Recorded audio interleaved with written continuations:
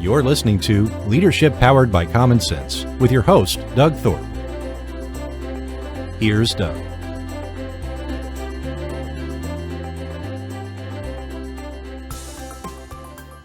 Well, hello again, everyone. This is Leadership Powered by Common Sense. I'm your host, Doug Thorpe, and today we are going to talk about running a business and being a leader with a whole person purpose in mind. My guest is a gentleman named Kerry Stover. Kerry has done some study and some work in this area and is going to share with us today. So, Kerry, welcome to the show. Doug, thank you for having me. It's a pleasure to be here. Yeah, likewise. And as most of my listeners know, we have a little bit of a tradition here. I like to ask my guests to start off with a little bit of a backstory, talking about your journey and what has led you to this place and your passion for helping people in this particular area. Sure. I got my start in business with computers and founded a very impersonal world. Back in the day, being in a hurricane-proof bunker of a data center in New Orleans, Louisiana, with no windows and working, never knew if it was light outside or not. And I just decided, this was not really what I envisioned for my college career. So I was fortunate enough to land with what is now Accenture in a technology thing and interacting across a variety of businesses, industries, using my technology skills. And rose to partner there pretty quickly, got involved in a number of different facets of it. I also watched as it changed from being something that was very focused on developing individuals to being something that was more about shareholder value. Not that that's wrong, but a true emphasis changed when it went from being a partner-held company to being a public company. And I knew that that wasn't for me. So I left to do some things to allow me to be closer to the family, stay at home and, or at least be closer to home and not doing the travel I was doing. But I yearned to get back into something in the consulting. I did a little bit. I bought a business that did consulting in the market research area, solving problems around sports sponsorship and sales, and learned a lot. But eventually I was led back through friendships to work, to come on board, first as a board member and then as the COO of Pariveda Solutions. Where my friend Bruce Ballanty had founded a company to pursue his dream of developing people, particularly around building better architects in terms of individuals in the business world. There's a number of people who can build things, but can they design things well and think of them from an architect perspective? And I knew Bruce had a passion for developing people, but it wasn't until I was inside the company for a couple of months, I really saw that our company, Pariveda, had taken developing people to a whole new level of investment in them. And it really hit me at that point. I had always cared about developing people, but I had never placed people at the center of the company operations. Even in a consulting headcount-driven business, there's a lot of things going on and people would come and go, but you could tend to see people more as an asset, as a resource that gets used versus your main asset. That is something that you need to develop, invest in, and bring them to the highest level possible. And then from that, it becomes, do you really bring them to the highest level possible for the company or for themselves? And that was the light switch that got turned on for me when I got to Pariveda and saw that movement. And so that's become a passion of mine in my 15 years here. It is interesting as you were saying that. I was thinking, I don't even remember how long ago it was that I heard the phrase, our people are our most valuable asset. And I can vividly recall, even though I don't remember the date, and it was a long time ago, I remembered thinking to myself, I'm not your asset. Don't talk to me like that. And I was basically offended by the idea. And I have tried to continue to process that, and I still fundamentally come back with the same conclusion. For me, there's a kind of a disconnect there between classifying your headcount as an asset. I get it from a financial standpoint. I get it from a spend and investment standpoint. I'm an old banker, so I know numbers. I know how to do that. But I think in the evolution of the workplace, and I had a guest on my show yesterday, we recorded an episode that really, he's done a lot of work in the space of what do employees want.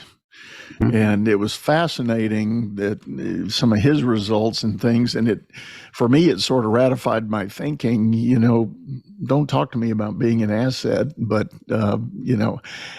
so it sounds like, and I may be projecting, but it sounds like you made a little bit of a bridge in that yourself in thinking about the whole person focus of knowing and learning how to develop and optimize and maximize the potential that's in your workforce.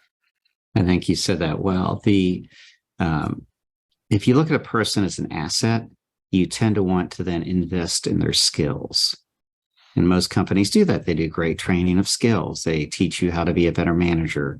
They teach you how to conduct meetings well. They teach you how to negotiate contracts. They teach you how to code or learn new languages or whatever it is functionally and technically.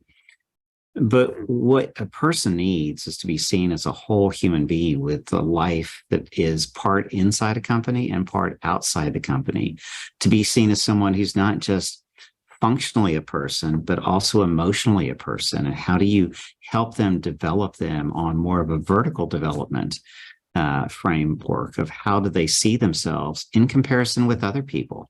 And that's not something many companies consider, the vertical development of individuals. And so when you look at a company, when a company says, we have a human-centric approach, they should be looking at the whole person. When we evaluate people, we have a framework we use, and I can explain that maybe sometime later in this conversation. But it's a qualitative assessment of where someone is against the expectations for their levels, and it's very open and published. One of the only few numbers in there is how much are you contributing to your community, and how many hours are you giving back into the community. We want our people not to just be assets of the company. We want to be citizens in the community and recognize that, because we are, like it or not, we're all citizens in a community. And we want them to be better in the community. And maybe that has an intangible benefit or intrinsic value to the company at some point in time.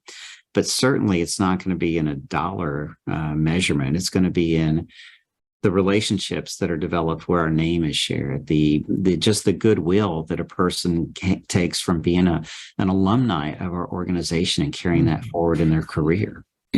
So recognizing them as humans, recognizing there's a fullness to their humanity that exceeds the work hours that they put in for the company, will make them a better employee in the end. And I think people want that. One of the things that we recognize is it's not people want, people have agency. And most companies think that engagement, and if I do these things, they can, they will, attract people. But people always have, the vote of their feet to any place else they want to go work. And we believe that recognizing them more as humans rather than as assets will be a key to helping them be better in life. And hopefully they'll be better employees for a good period of time with us. But we don't want to wish them just to be with us forever. We want to make them good regardless of where they end up in life. Right.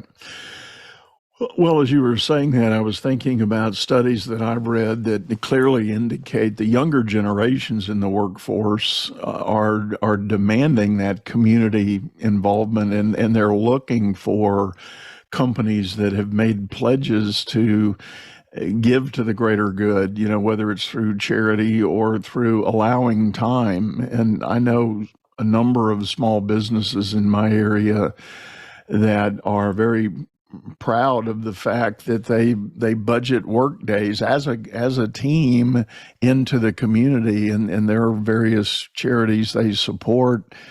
It might be Habitat for Humanity. They'll go work on a build project, or it may be a food bank or something like that.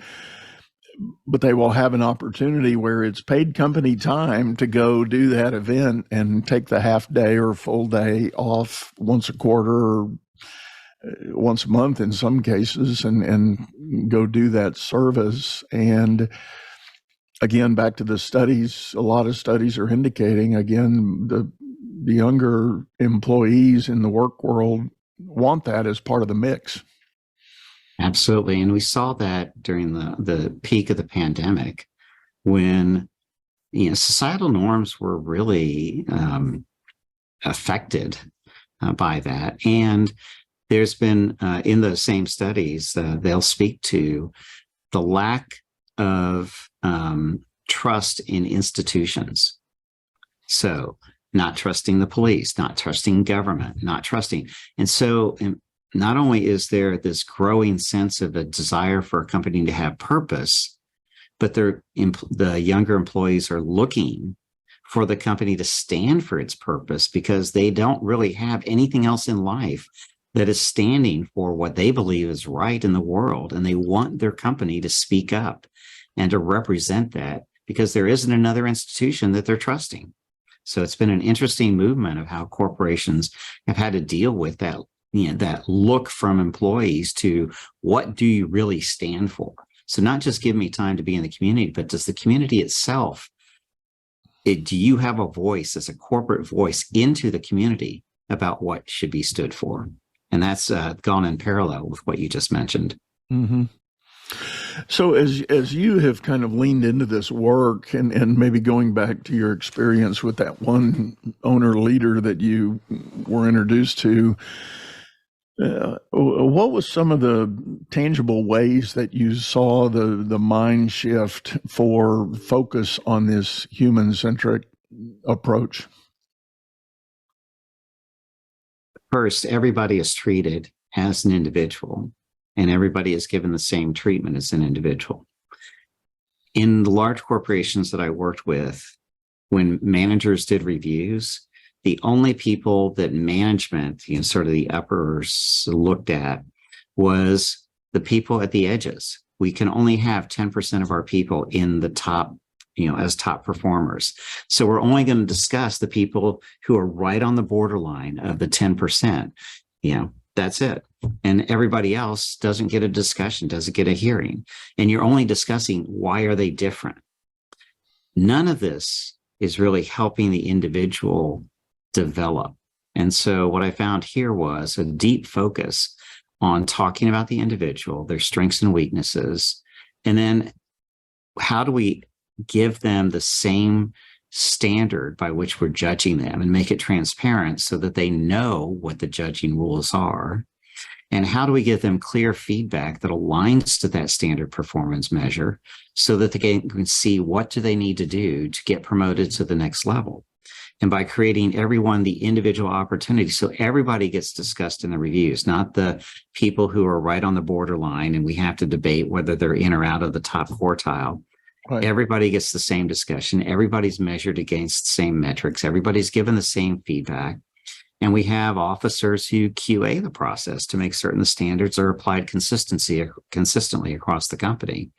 And it's a huge investment of time. When I first got here, one of those review QA sessions I was sitting in on, our founder was sitting next to me and we were entering the 5th hour and we talked about 4 employees. So we've got 10% of the lead of the company at the time was in this meeting and we're talking about 4 people over an hour each. And he leans over to me and says, so what do you think? I said, Bruce, this is an amazing investment in each person. I'm not sure how it scales. And he goes, well, that's why you're here. So I quickly jumped in and tried to realize how do we make this scale so we can create this human-centric approach and deliver it as part of the psychological promise or contract that we make with our employees. You will get personalized development at all levels of the company throughout your career against a published open standard of performance so that you're being treated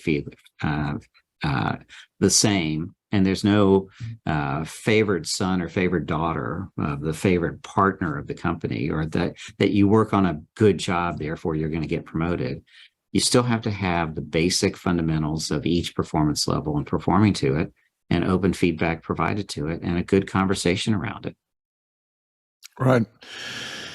It reminds me, as I coach and advise and work with business leaders of all levels, I have one premise that I frequently refer to, and that is I'm a big fan of Maslow's hierarchy in the ability to explain why it is that from day to day a person shows up for work, and on 4 days out of the week they're rock stars, and on the fifth day they're flat.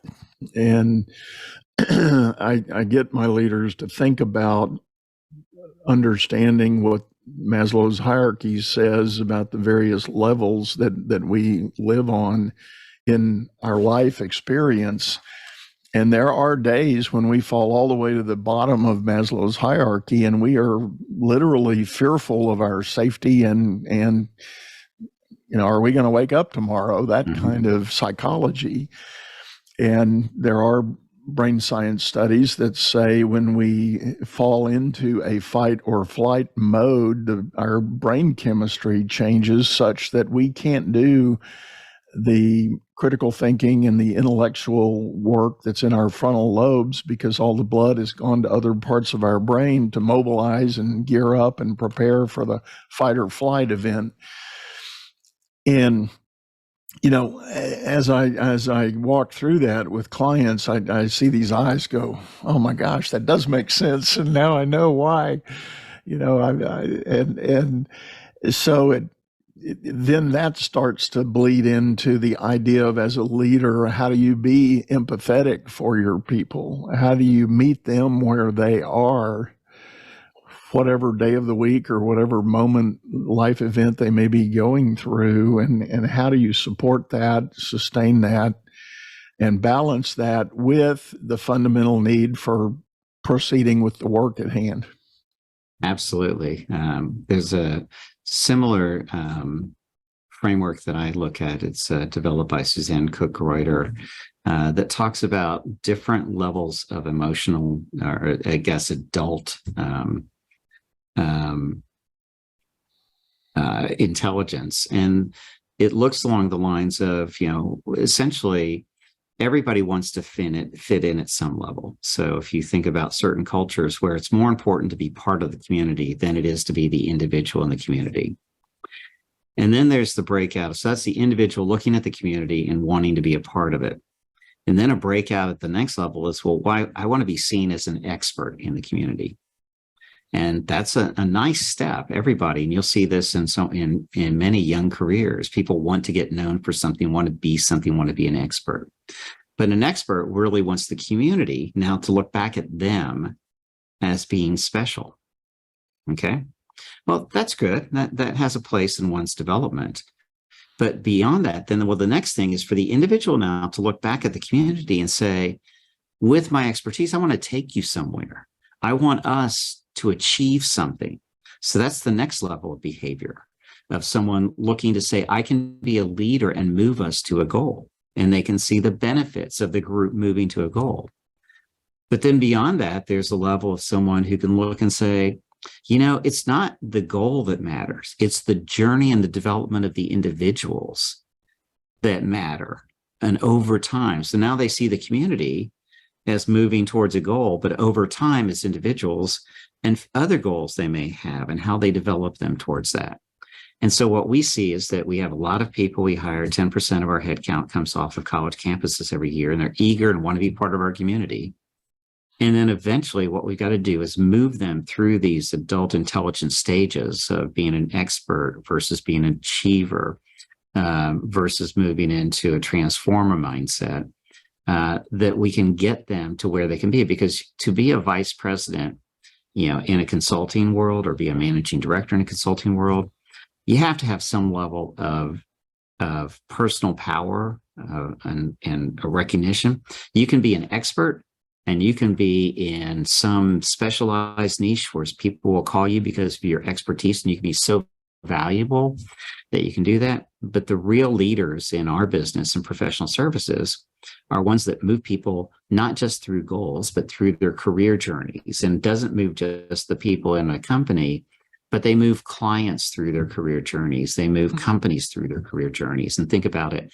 not towards a destination, but towards a lifelong journey that they're on. And so that to me is similar to Maslow's in one way, because you get to the top level and you're self-aware, self-authoring, if you will. And that's very similar to the mindset of, if you're worried about your safety, it's hard for you to think about moving the community when you can't even think about whether or not you're going to, whether or not you're still going to have a job or how you're going to be measured. So we want to take away those barriers that are presented in the levels of Maslow and move people along this journey in the Cook-Reuter methodology. Mm-hmm. I like that. Well, what about from a leader standpoint? So I'm thinking of a, senior manager, managing director, regional head, something like that, that's looking at a workforce. Is there a kind of I hate the word, but I'm going to use it, kind of a grading of looking at your workforce and realizing not everybody's going to be a rock star. Not everybody's going to be the super achiever, even when they reach their own sort of personal self-actualization and growth and maturity and who and what they are. They're just not going to be as strong or as demonstrative as some other person on the team.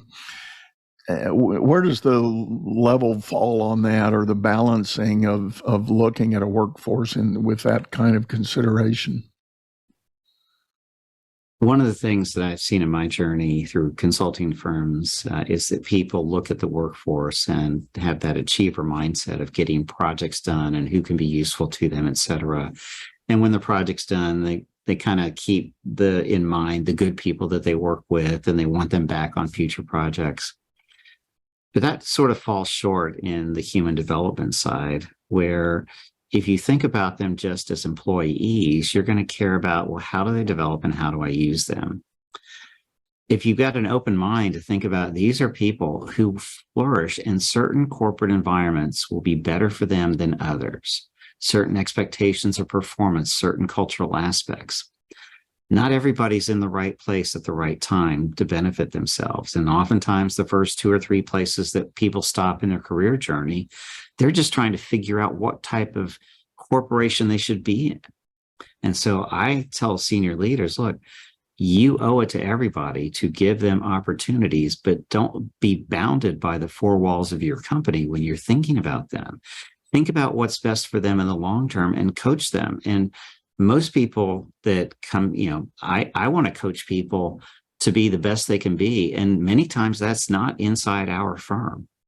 They're not suited to be a vice president. They don't want to take on the selling mindset of a vice president. That's great. Let's get you to where you can be, and let's work with you to get you a place where you're ready to take a 20, 30, 40% raise stepping out of our firm into another firm that wants you in a corporate role where the selling is more internal persuading, and you're very comfortable with that limited scope, and you can use your technical expertise, your people, and your managerial powers to grow up to be a vice president inside of a corporation.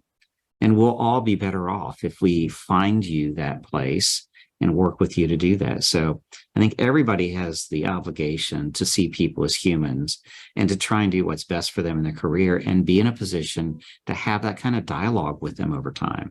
That's not something you can just pop in and say, hey, I really think you'd be better off someplace else. It's like, no, you need to challenge people to think about, tell me what you really value. Tell me what you like doing here. Tell me what scares you about, your career here.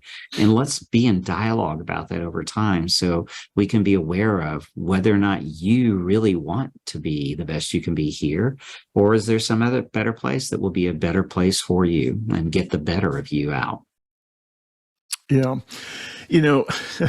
I call this a ghost from the past, but I can remember having developed my own mindset along that line early in my banking career. And I was put in management early on and had several, successive increases in responsibility and so forth.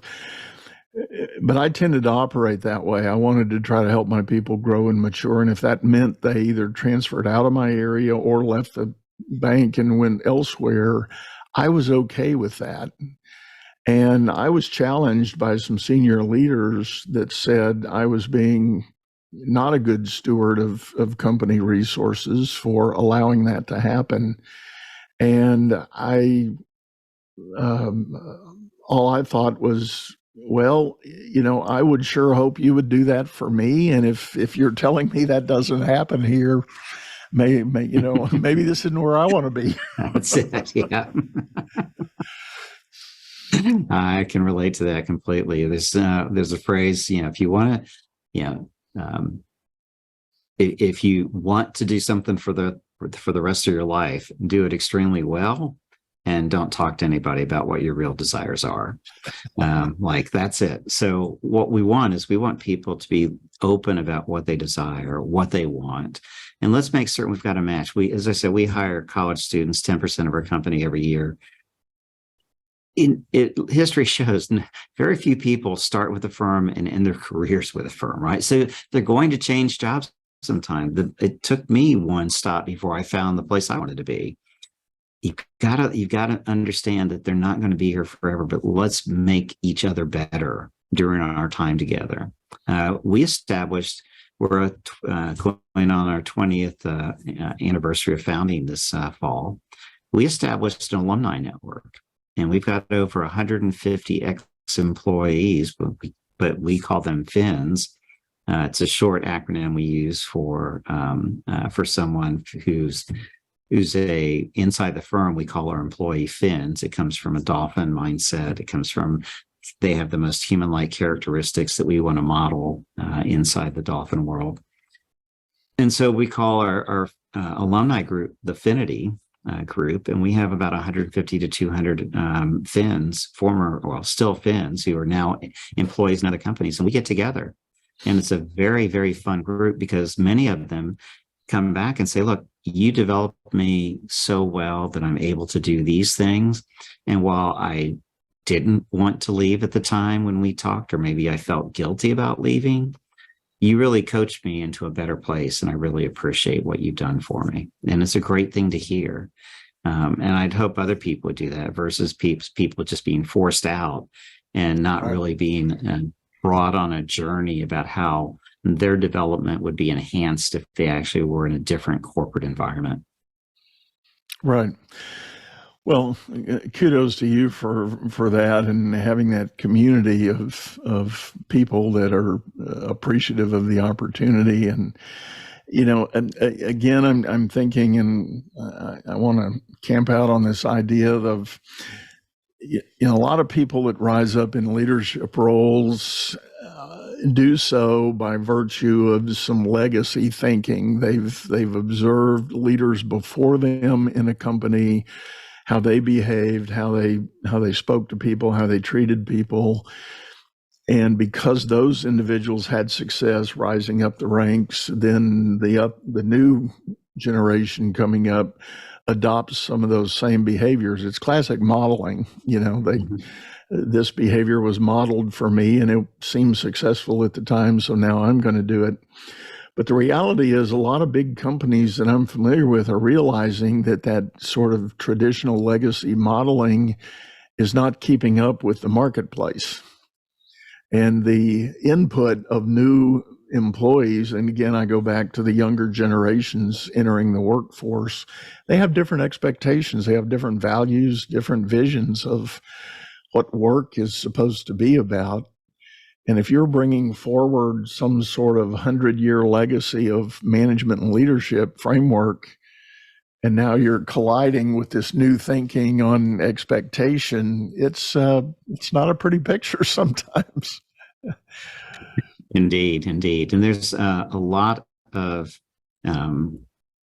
conversation around how do we get to empower people and empower teams more effectively inside of organizations. Amazon is noted for their 12-person limit on teams, and any meeting can't have more people than you can support with 2 pizzas or something like that. So there's this thirst for people to be in small and nimble and have empowerment to do things. And so one of the things that our company did was implement a governance model called Holacracy, which really attempts to put the power for the organization into the hands of people. So when we did this, what the transition is that, as a boss, if I wanted to reorganize, I could reorganize. I could just say, you move here, or you move here, we're moving some things around, splitting things up. I could just do it. And, if I were a good boss, I would probably work with people through the change. I would take them and have them understand. I'd listen to their concerns about the change. I would give them opportunity to air those privately, maybe publicly. A bad boss just makes a change and says, just suck it up and go do it. Holacracy is more of a governance model where the organization is decided upon by the group. So if I were the leader of one of the units, I can propose a change, but I have to get it through a group conversation in a structured way where people can actually offer suggestions before it gets approved. And those suggestions have to be considered, or else it doesn't get approved. And that, to me, was a big mindset shift in my journey also. Was not that I didn't do that, but I never really made myself vulnerable to making it a public event where I want to change this function and split it into two. Here's the reason.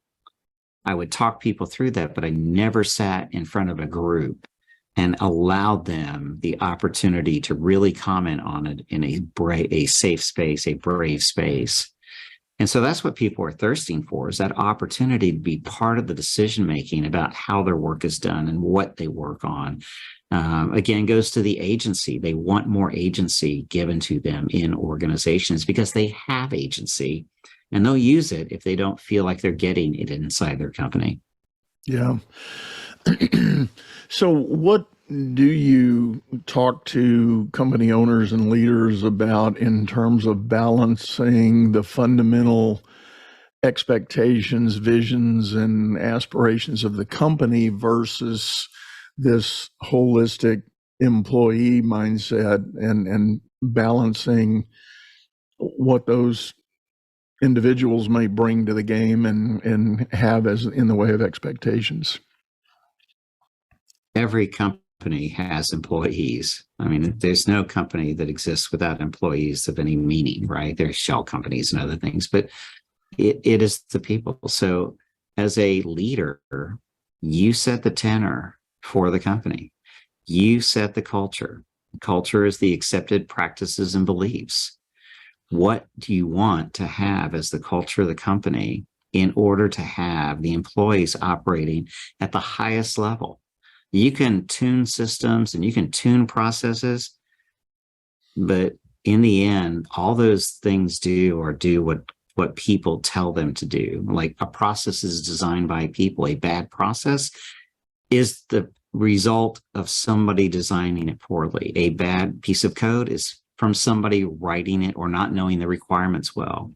So how do you get people inspired to operate at the highest level, to reduce error, to perform at their best so the company performs at its best? How do you reduce friction in the company so there's less spent time in discussing things and more time doing things?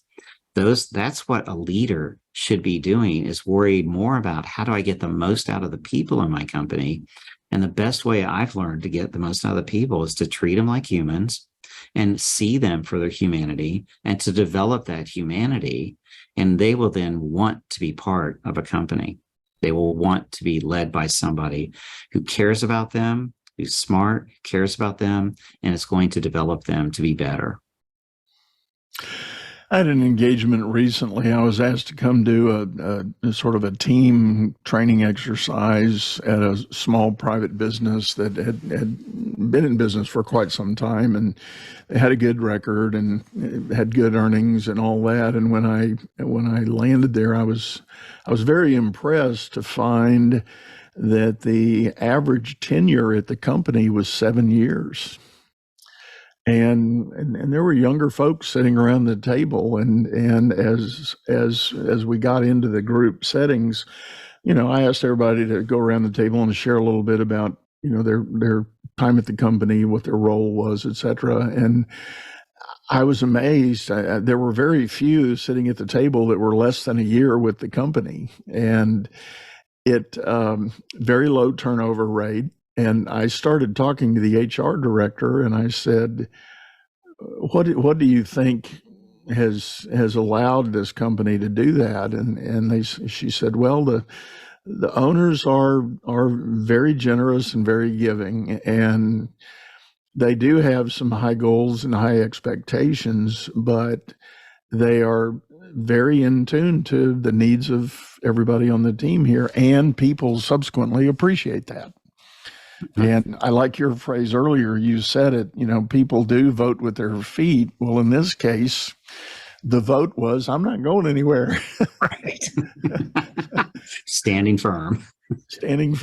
And I then, it was about a 3-day engagement, and I was having a lot of sidebars with different people just in my own curiosity. And sure enough, there were many, many stories of,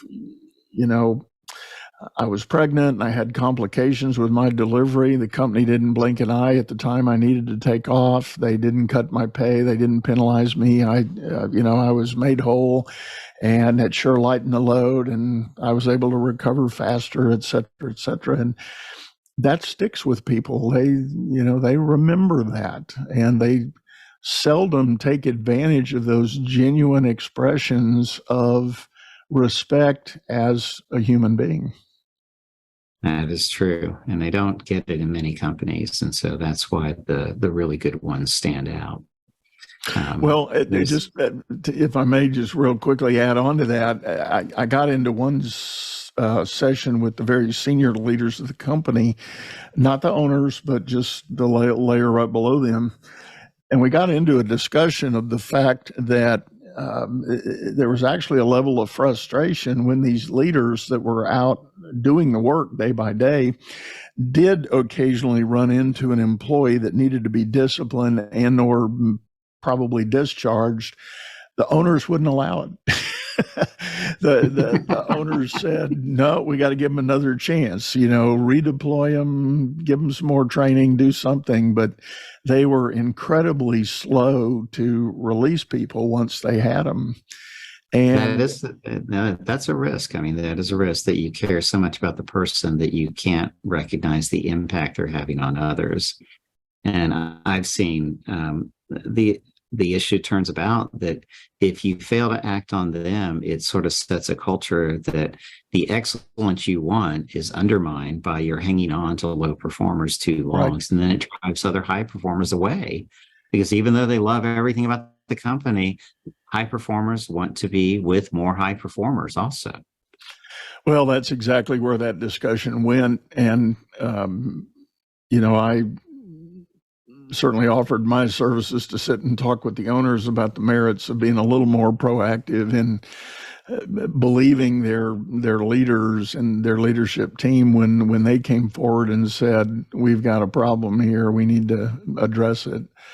And, they were in a somewhat heavy industrial situation, and so there were safety factors and protocols and heavy equipment that was subject to danger in the workplace. And if, people, for instance, violated a safety rule, then bad things could happen. And so, there were things like that, but my point is, all the good intentions occasionally err on the side of being a little too lenient on some of those things. And there's a balance in there somewhere.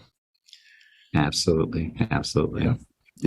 And to the point of, in my career, there's an individual who had stayed at level in our company, was not getting promoted to the next level. But he was really good at that level, really, really good at that level. But he was at that level for 7 years, and the most should be about 3.